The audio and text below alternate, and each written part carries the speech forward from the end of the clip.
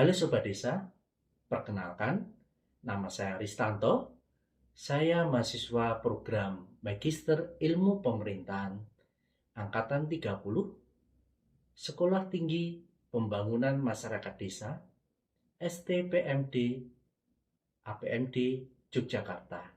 Nomor induk mahasiswa 226 10043. Video ini saya buat dalam rangka memenuhi tugas ujian akhir semester untuk mata kuliah governmentabilitas dan governabilitas.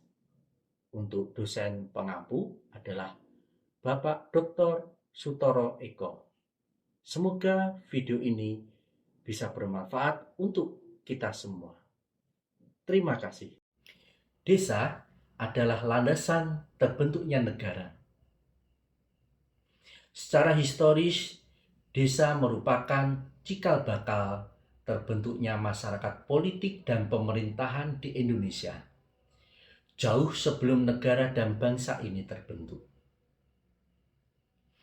Desa merupakan institusi yang otonom, dengan tradisi, adat istiadat, dengan hukum sendiri dan relatif mandiri. Menurut Y. Zakaria, sejatinya desa adalah negara kecil. Karena sebagai masyarakat hukum, desa memiliki semua perangkat suatu negara, seperti wilayah, warga, aturan, pemerintahan, alat perlengkapan desa seperti polisi dan pengadilan. Desa menciptakan negara, negara menciptakan desa. Demikian ungkap Clifford Geertz ketika menulis Negara Teater Bali. Dari tokoh Aristoteles pun kita tahu bahwa manusia secara alamiah membentuk asosiasi mulai dari keluarga, masyarakat, desa, dan kemudian negara. Kemunculan negara seperti negara kota, negara raja, negara bangsa modern dalam sejarah telah menghadirkan ketegangan antara desa dan negara. Meskipun kedua asosiasi manusia ini saling menciptakan. Desa menyediakan wilayah, tanah, penduduk, dan masyarakat untuk membentuk suatu negara, baik secara sukarela maupun secara paksa. Bahkan desa pada zaman dulu juga memberi makan kepada raja dan keluarga sebagai pemilik negara kerajaan. Ketika berdiri tegak, negara mengusik kehidupan desa dengan cara memiliki, menguasai, mengatur, menata, mengendalikan, menyuruh tenaga kerja dari desa, serta menarik pajak dari desa. Namun selain itu, negara juga melindungi keamanan desa. Tahun 1945, saat masa kemerdekaan Indonesia, bisa disebut sebagai proses dekolonisasi desa yang diwarnai dengan nasionalisme, antikolonialisme, defeudalisasi, sekaligus mengambil nilai-nilai lokal desa sebagai inspirasi pembentukan negara bangsa baru.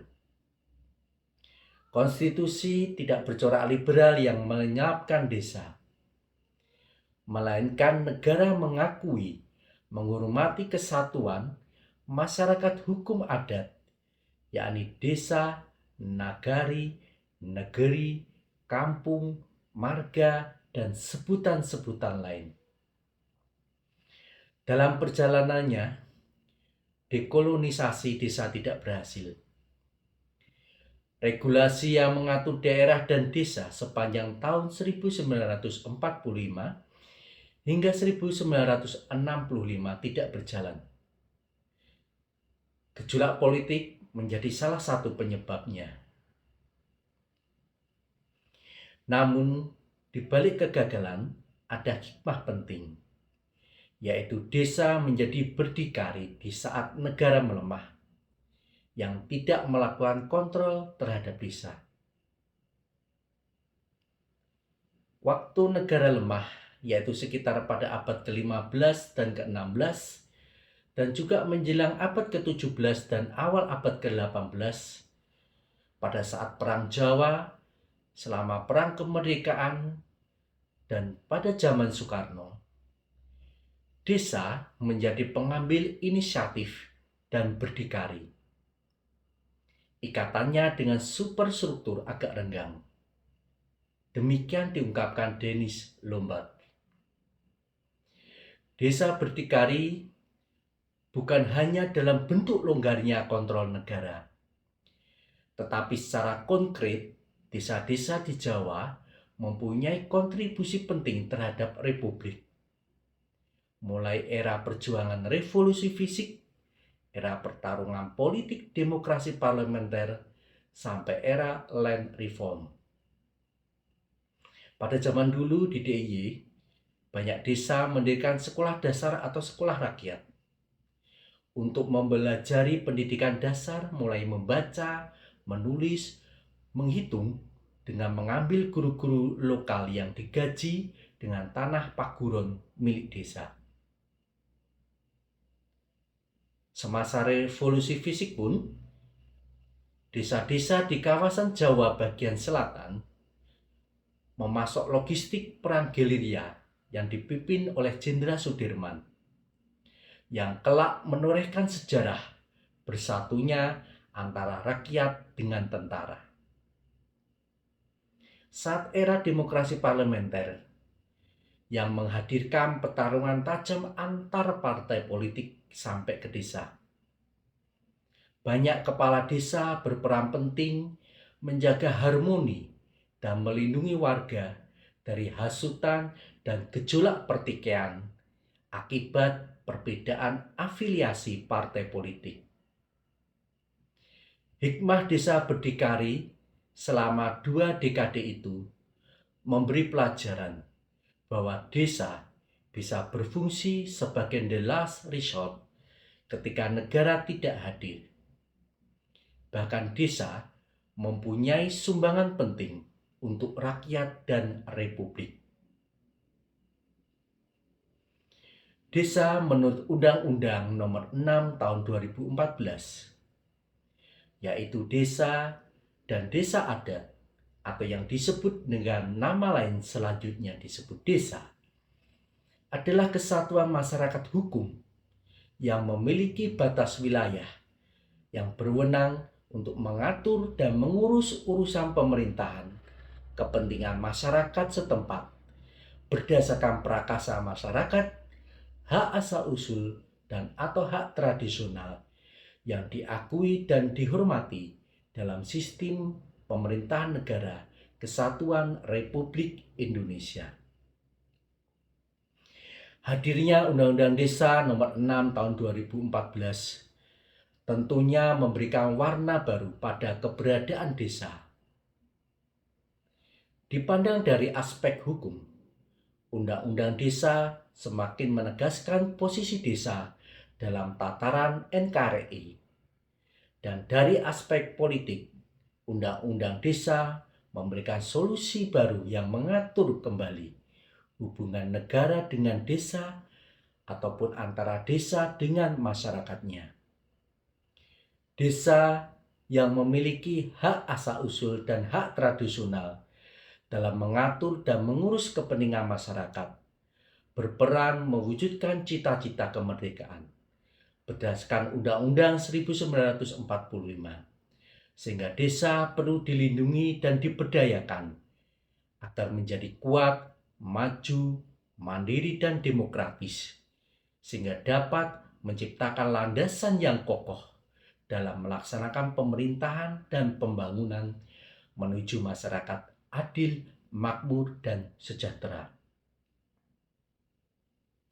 Tentunya pemerintahan desa wajib tunduk pada pengaturan Undang-Undang Nomor 6 Tahun 2014 dengan latar belakang filosofis bahwa dalam perjalanan panjang sistem ketatanegaraan di Indonesia, keberadaan desa telah berkembang dalam segala upaya, sehingga dipandang perlu untuk dilindungi dan diberdayakan agar dapat menjadi semakin kuat, maju, mandiri, dan demokratis, sehingga dapat mewujudkan tujuan negara sebagaimana diamanatkan dalam alinea keempat pembukaan UUD 45, yaitu untuk mewujudkan masyarakat adil, makmur, dan sejahtera melalui tangan-tangan pemerintahan yang telah diberi kewenangan atas dasar kepercayaan masyarakat sebagai pemegang kedaulatan tertinggi.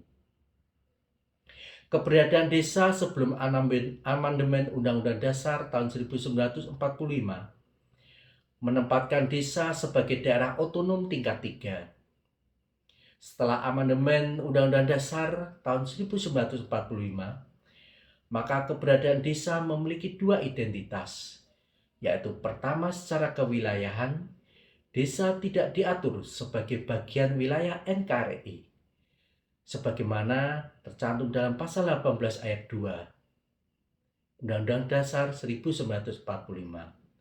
Namun, diatur secara tersendiri dalam pasal 18B ayat 2 yang memberikan pengakuan terhadap kesatuan masyarakat hukum adat beserta hak asal-usulnya, di mana salah satu hak asal-usulnya terkait dengan penguasaan terhadap wilayahnya.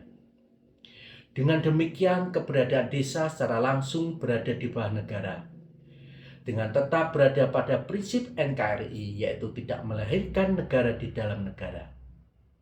Kedua, secara fungsi pemerintahan, maka berdasarkan pasal 200 Undang-Undang Nomor 32 tahun 2004, menempatkan pemerintahan desa sebagai bagian dari pemerintahan daerah kabupaten atau kota, sehingga keberadaan pemerintahan desa adalah sebagai subsistem pemerintahan daerah kabupaten atau kota.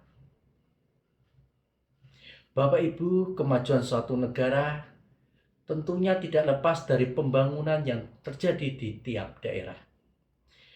Desa sebagai lingkup terkecil dan akar perekonomian negara sejatinya telah diperhatikan perkembangannya sejak Indonesia merdeka. Namun, seiring perkembangan Indonesia, angka desa tertinggal justru semakin meningkat. Jika dikalkulasi jumlah desa lebih dari 74.000 desa dan tersebar di sepanjang Nusantara.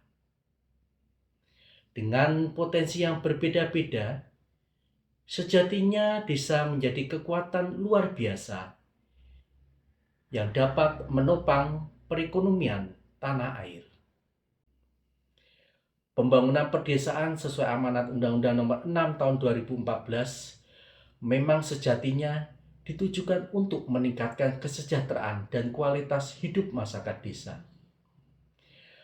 Melalui program Desa Membangun, Desa Mandiri diharapkan dapat mendorong pembangunan desa-desa yang berkelanjutan dan memiliki ketahanan sosial, ekonomi, dan lingkungan. Desa yang maju merupakan solusi praktis untuk memajukan ekonomi rakyat. Namun demikian, pembangunan Indonesia dari desa bukan hal yang instan, karena setiap desa memiliki tantangannya sendiri, sehingga diperlukan langkah strategis untuk meningkatkan kapasitas sumber daya manusia dan penyerapan potensi sumber daya alam yang dimiliki. Sejalan dengan salah satu bunyi nawacita yang digagas oleh Presiden Jokowi, yaitu membangun Indonesia dari pinggiran dengan memperkuat daerah-daerah dan desa-desa, maka desa diharapkan akan mampu menjadi tonggak perekonomian negara, dapat menciptakan pembangunan dan pemberdayaan desa, sehingga dapat menuju masyarakat yang adil, makmur, dan sejahtera untuk mencapai tujuan negara yang dicipta citakan. Demikian Bapak Ibu penjelasan dari saya terkait dengan desa adalah landasan terbentuknya negara. Semoga dapat bermanfaat untuk kita semua. Desa maju, negara maju.